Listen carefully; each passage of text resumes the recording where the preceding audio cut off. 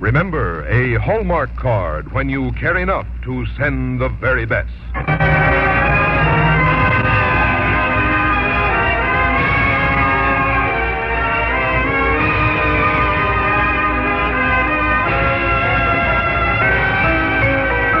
Tonight, from Hollywood, the makers of Hallmark greeting cards bring you Raymond Massey in James Ronald's Old Soldiers Never Die on the Hallmark Playhouse.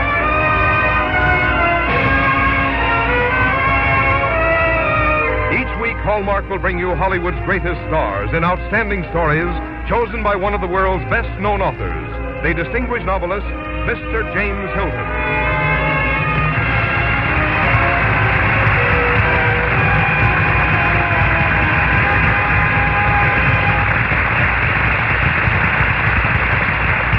Good evening, ladies and gentlemen. This is James Hilton. Tonight on our Hallmark Playhouse, we present a story by James Ronald called Old Soldiers Never Die.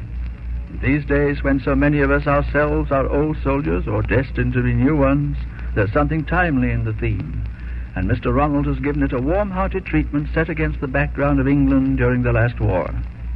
You know, the strange thing about war is that amidst all its inhumanity to man, it does make some men more human. And this, I think, happened to the chief character in our story, as you'll presently see. To play his part tonight, we have chosen one of the most notable of living stage actors, Mr. Raymond Massey.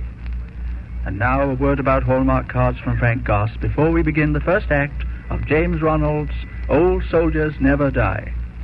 For every occasion important to your friends and loved ones, there are Hallmark cards to carry your thoughts across the miles, across the years, often merely across the way. That's important in these fast-moving days when families and friends are separated on short notice, when a word of thoughtfulness can mean so much.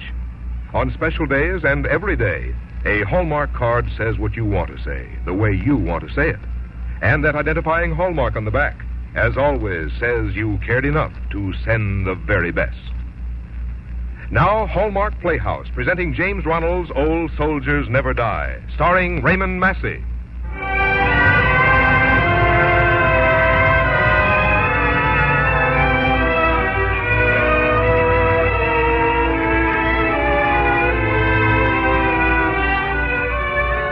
Old soldiers never die, they only fade away. So goes a favorite British Army song, though even its reassuring words held little comfort for General Charles Victor Church, retired. Listen. Why, hang it all, 68 isn't old. Not when you've been a soldier all your life. Oh, I'm not fool enough to expect a frontline command. Had it in my time. All I want now is a job of work. There's a huge raw army to be whipped into shape. Millions of men who've never carried a rifle in their lives. And every officer who knows how to handle men will be needed. Yes, that's the general, and that's his belief, his duty, and his hope. That's why, when the Second World War was but 10 days old, he had come all the way up to London to present himself at the War Office. General Church? Yes? I'm Major Barnwell. Lord Outram regrets he's been unable to find time for you before this, sir. He's sorry, but he's still frightfully busy, and he won't be able to see you at all today. Spending the night at my club. Be good enough, Major, to make an appointment for me with Lord Outram for any hour tomorrow that suits him. I'm afraid that won't be possible, sir. See, Lord Outram's time tomorrow is pretty well mortgaged. Then make it the day after tomorrow, or the day after that. I've come up from Waythorn, 150 miles to see him, and I mean to stay in town until I do. Well, if it's about your application to be restored to the active list, General, I'm instructed to say that Lord Outram feels that you are no longer, young, sir. And this is a young man's war. Confound it, I'm a soldier. I've never been anything else. I was born and raised to serve my country. It's in my blood and my bones. I don't propose to be put on the shelf at a time like this. Well, I suggest that you return to your home, sir. Perhaps you can still be useful there. Civilian defense, now, that's going to be tremendously important in this war. I dare say, but that's for civilians. I'm not a civilian. I'm afraid, sir, a civilian is precisely what you are.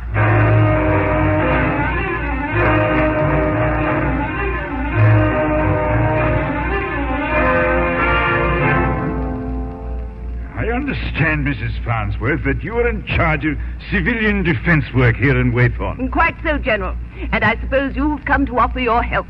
Something like that, yes. I think it's simply marvelous the way you elderly people are rallying around to do your bit. You dear, gallant old souls, so bent on doing your duty. It ought to be an inspiration to the rest of us. Now, let me see. Well, just at the present, we have all the workers we can use. But sooner or later, we'll find something for you to do. Some little task, not too exacting, not too regular in its demands, that can be managed comfortably by a man of your years, General. Now, I'll get in touch with you at Farthingale, shall I? And in a few weeks, we're organizing a wastepaper collection. Well, of course.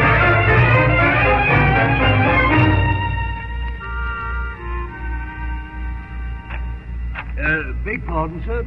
The phone.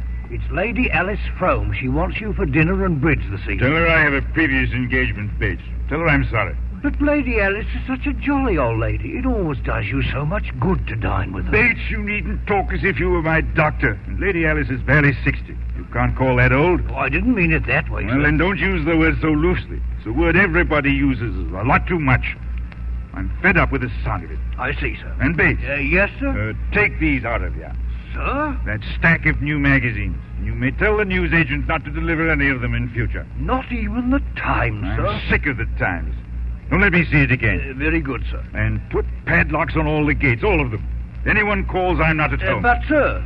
If the wall can ignore me, I can ignore the wall. Yes, sir.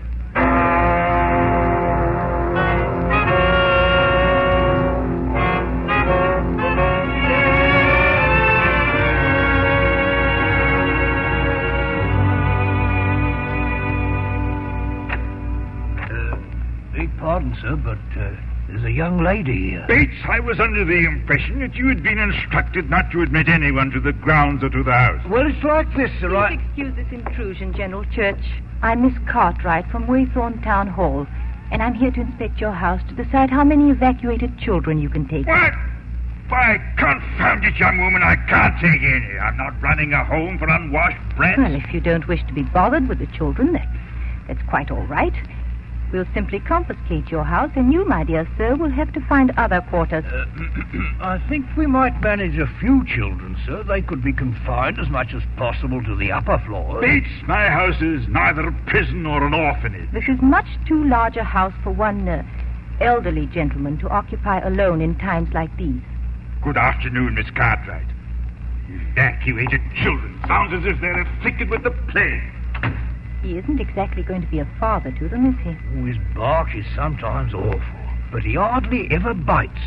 With your permission, miss, I'll show our accommodations to you. Yes. Now, in the first place, the only part of the house that's habitable is this one wing. The other's not been in use for a century or more. Yes, this should do very nicely for a dozen or so children. I suppose you're like all the other householders I visit. Won't have anything but sweet, refined children from nice homes with gentle manners and soft voices. Oh, dear me, no. You can send us the dirtiest, noisiest brats you've got. You don't mean that. Yes, miss, I do. A problem child or two, if you like. What about the General? It's just what he needs. Well, if it doesn't worry you, it needn't cost me any sleep. If brats are what you want, brats are what you get.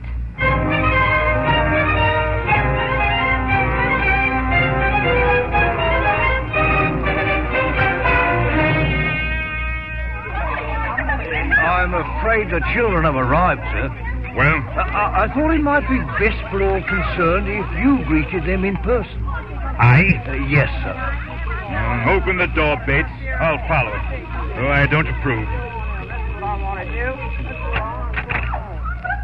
Well, children? I ain't gonna stay here, see? I'm giving it to you straight. So don't say I never warned you.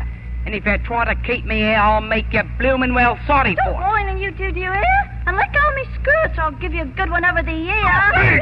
You smell the stinking perfume, you do. Give limping on there, Colin. You never mind the steps in being on a crutch. Come on now, help me out Bates, here. Come Millie, on. do something, can't you? Plant them down and get them in here. Anyway. Children! Children, really!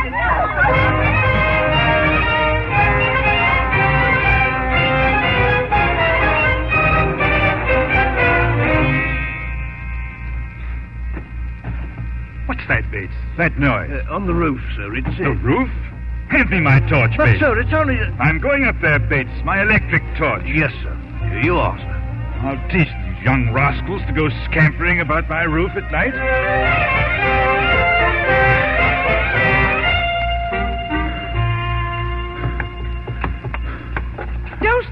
blasted light, you balmy old blighter? What? What the blazes you trying to do? Signal the blasted enemy? What, if I may ask, are you doing up here at this time of night, Peter? There's a war on, old boy, or hadn't you heard? I'm well aware of that. And that guy shot in only too blasted well what I'm doing on your blasted roof. I'm keeping a watch for incendiary bombs. But confound it, boy, you're only a child. There aren't nobody too young or too old to be of use in this war.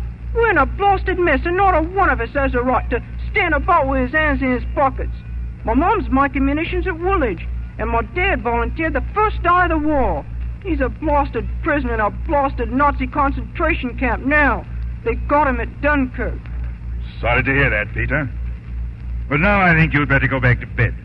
Can't have you up here in the cold and dark. I've a good hour to go before one of the other kids talks over. Who's to watch for bombs if I quit? I shall. Oh, and what do you know about incendiaries? Tell the truth, not very much. Come to think of it, nothing whatever. Then a fat lot of good you'd be if one fell on the house. If you ask me, you're the one that ought to go back to bed. I'm staying here.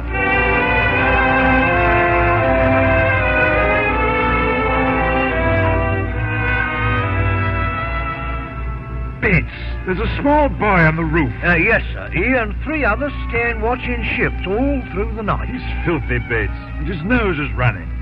Do you suppose he has a cold? A running nose is a secondary characteristic, sir, in children of that class. But his clothes worn almost to the skin, threadbare. And his boots have holes in them. That's why he has a running nose, no doubt. Something will have to be done about that, Bates. Yes, sir.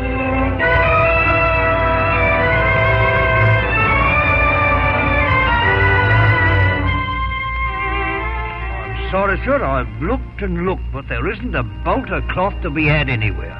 Well, then there's but one thing to be done, Bates. Here's your material for the boy's clothes. Oh, but you can't mean it, sir. All those beautiful suits of yours, they can't be replaced in these times. It would be a crime to take them apart. Bigger crime to let them do without when they're just kids. What will you wear, sir? Suit I have on.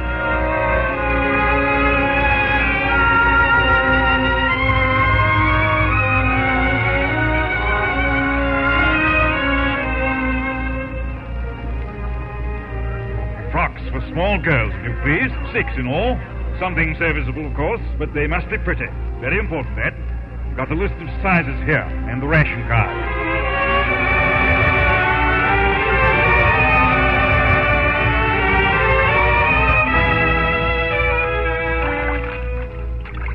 You ain't gonna put me in the water, are you? Sorry, Billy. Simply must be done. In you go. Oh! Easy does it now. That's it. Expect you'll take it more calmly the next time. What? You're gonna bathe us all again? No, not for another week. Saturday night is bath night from now on. Oh, it's every Saturday night? Every Saturday night. Oh, blimey.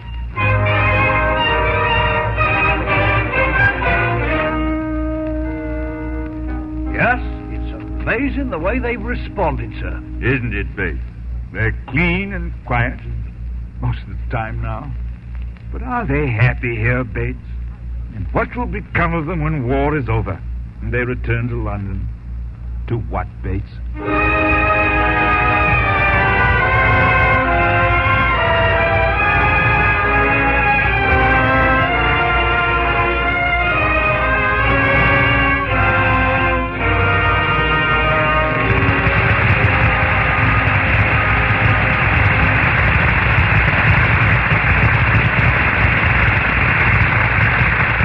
In just a moment, we'll return to the second act of Old Soldiers Never Die, starring Raymond Massey.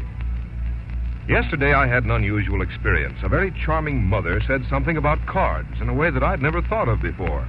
And after all these years, I thought I was an expert on greeting cards. She told me that her oldest son was at military camp. It was his first experience away from home.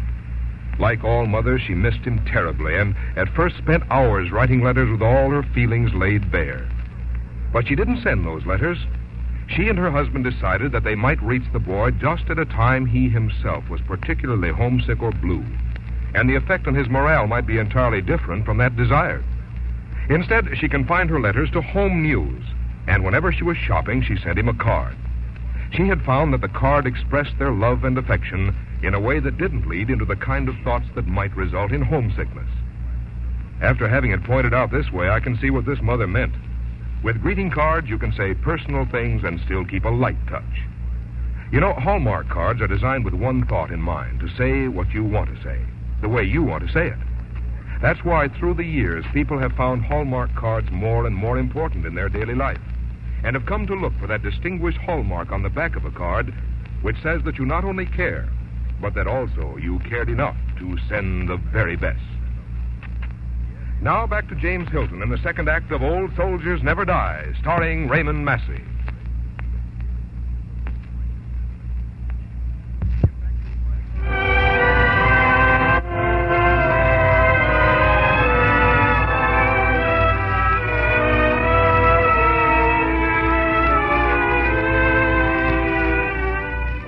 More and more, the old soldier who disliked playing the role of civilian lost himself in the job of caring for the ragamuffins from the slums of London. Progress, though sometimes slow, was always positive. Much, however, remained to be done, and General Church set himself to the task with a will and a heart. There was Limpy, for example. Limpy, the 9-year-old, who had a right lame foot. Come in. Well, bless my soul, if it isn't Limpy. Yes, sir. Thought you might want to have a look at me hair. Mrs. Bates been using the scissors, has she?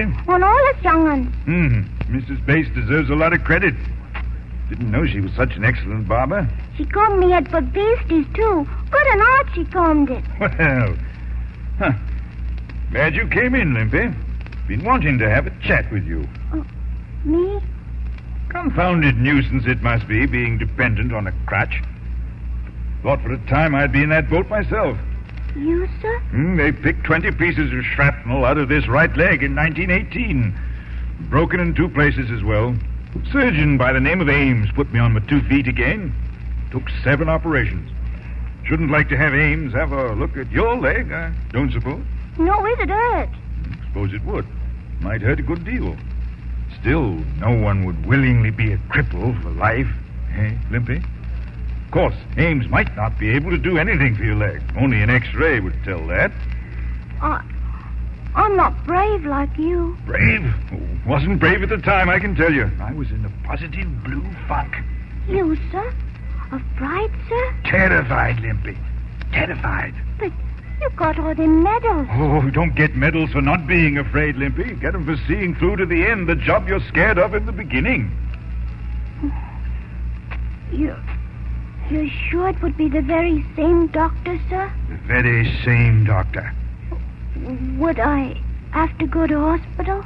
Cottage Hospital in Little Thorpe. Awfully friendly place. Phone them up first thing in the morning, shall we? And arrange for the X-rays. If they tell the right story, we'll lose no time in sending for Ames.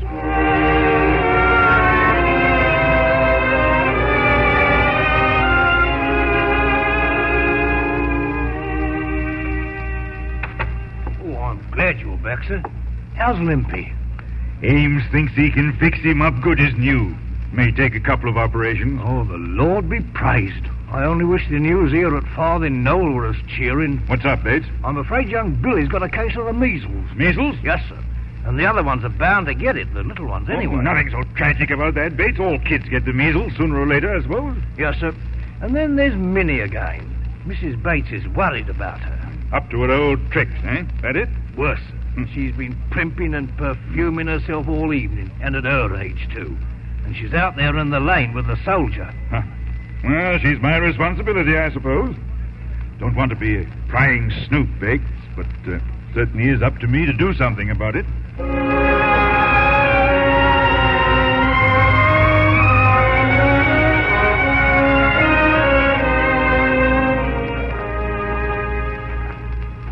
Give us a kiss, girl.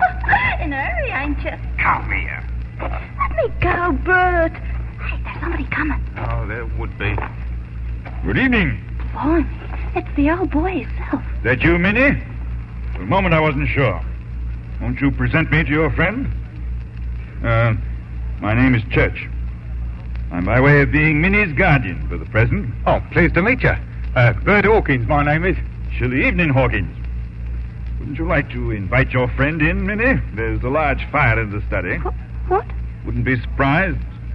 Bates had a bite to eat and something cold to drink for Mr. Hawkins somewhere, too. You mean it, don't you? Certainly. Lead the way, shall I? Not a pleasant place, this, to have to meet a young girl, do you think, Hawkins? No, sir, but, Well, come now, Minnie. You know this old house is your home now, just as much as it is mine. Thank you, sir. Thank you.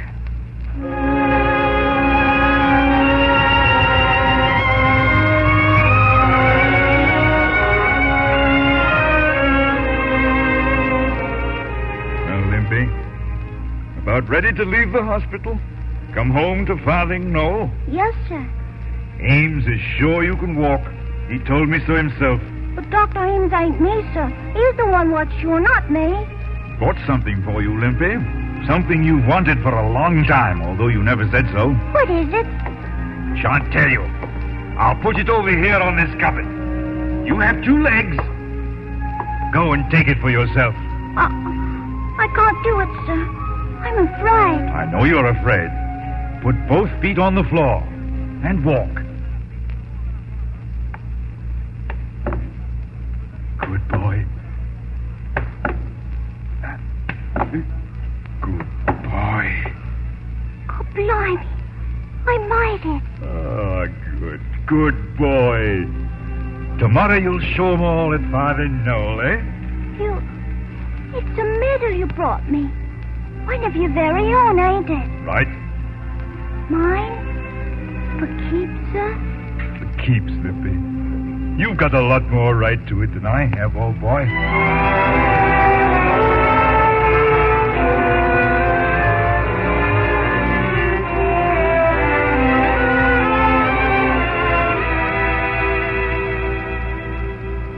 Lovely countryside, eh, Peter? When you see it like this at night from top of the roof? Yes, sir. Hardly know there was a war on. You know, Peter, lately you've acquired a lot more aspirates than you had when you came. Aspirates? H's, Peter. There was a time when you didn't have an H to your name. Learn things quickly, don't you? I do my best, sir. Good boy, Peter. Think I'll send you to the grammar school at Waythorne. Fine old school. You'll learn a lot there. And later on, well, we'll see. If I'm not mistaken, you're the very lad to win a university scholarship. I'll try hard, sir. I'll work like blazes. I know you will, Peter. What's that? Look, sir. Over Whitethorn. A raid, no doubt of it, sir. Oh, they won't come this way. Not likely. It's the Plymouth Docks they're after. That's a good 8 miles from here. Ah, that's our ack-ack. Giving them what for, aren't they? Ah, yes. Hadn't you better take the children to the cellar, sir? In their condition, they get pneumonia. Oh, they won't come this way anyway. Why should they? There's one of the Nazi blighters. Crippled, too. Look out, he's chucking away his incendiaries. None on the roof, thank goodness. No thing, Peter, look. It'll be up in flames in no time. All those old rafters. The children, come on, Peter, the children. Bates, Millie, got to get the children out quickly. Wrap them in blankets. Have Harry get the car out.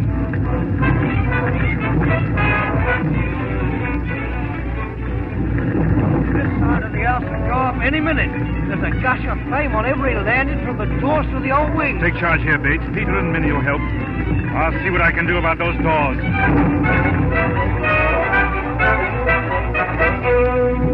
My sister, I've got to find my sister. She's safe. In there, quickly, Peter. Limpy and Billy.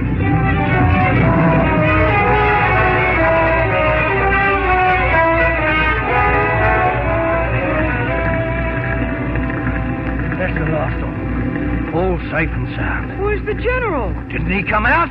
Come on, Peter. Harry.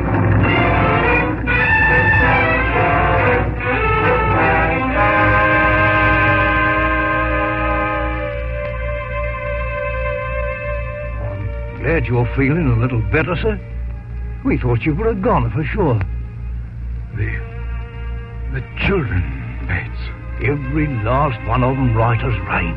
You saved the house too, sir, by closing off the doors to the old wing. The roof caved in and smothered the fire there. No more than any soldier would have done under fire, Bates. Children important, Bates. More than old soldiers.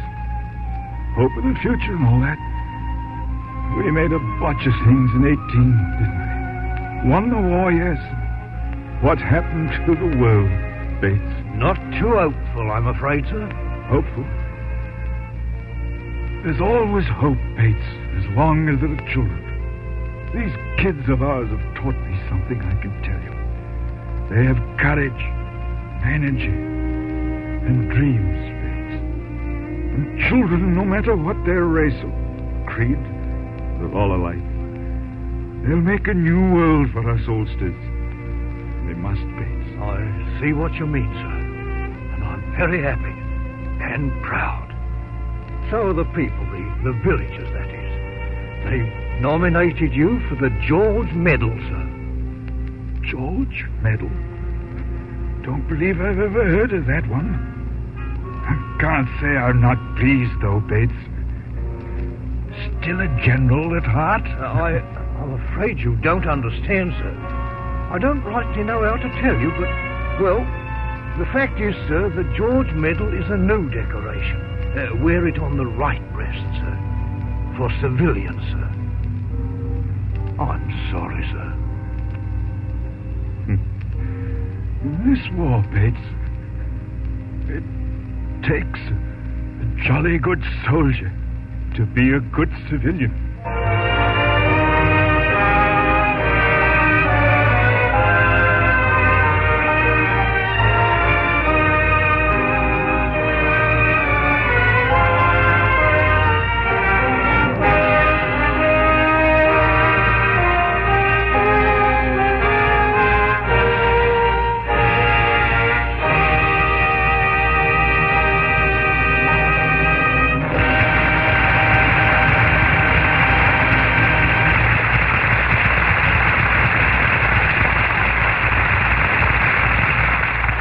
Raymond Massey and James Hilton will return in a moment.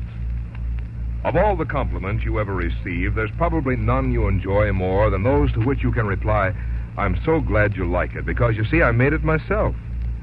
Here's a way to let your children experience this pleasure and at the same time teach them thoughtfulness, and in a way all children will enjoy. It's with the Hallmark Make Your Own Valentine Kit. In this kit are gay red cards, lacy white panels, and special cutout designs. There are perky kittens, baby chicks, puppies, ducklings, appealing little animals that youngsters love. It's so easy because it's all done without scissors, paint, or glue. For only $1, this Hallmark kit contains the makings of 16 Valentines. There are other Hallmark make-your-own kits for as little as 50 cents. Ask for them at the store where you buy all of your Hallmark cards. Look for Hallmark on the cover of the box, the same symbol of quality you always look for when you care enough to send the very best. Here again is James Hilton. The old general was a fine character, and you brought him to real life for us, Raymond Massey, with your vivid performance. Thank you. He was a great old fellow, wasn't he, Jimmy? I like to play characters like that. They're honest and sincere. Qualities that you Hallmark folks talk about and understand so well. And speaking of Hallmark, I was most interested in what Frank Goss just said about the make-your-own Valentine kits. Sounds like a very worthwhile idea. But what have you planned for next week, Jimmy? Next week we shall dramatize Kurt Carroll's The Golden Herd, a romantic story of the early Southwest at one of the most adventurous periods in our country's history. And for our star, we have invited Bruce Cabot to play the leading role. Our Hallmark Playhouse is every Thursday. Our director-producer is Bill Gay. The music of Sir Edward Elgar Tonight was adapted by Lynn Murray, and our script was written by Axel Grunberg. Until next Thursday, then, this is James Hilton saying good night.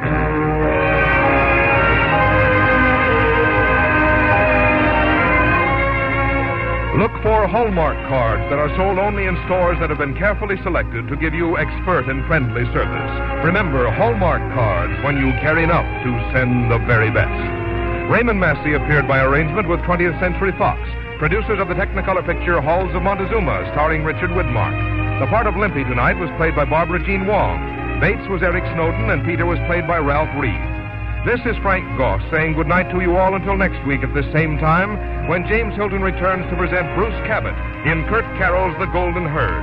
And in the weeks to follow, Booth Tarkington's Monsieur Beaucaire, and every Thursday night, outstanding stories by the world's best-known authors, with famous Hollywood stars as our guests, on the Hallmark Playhouse. This is CBS, the Columbia Broadcasting System. This is KMBC, Kansas City, Missouri.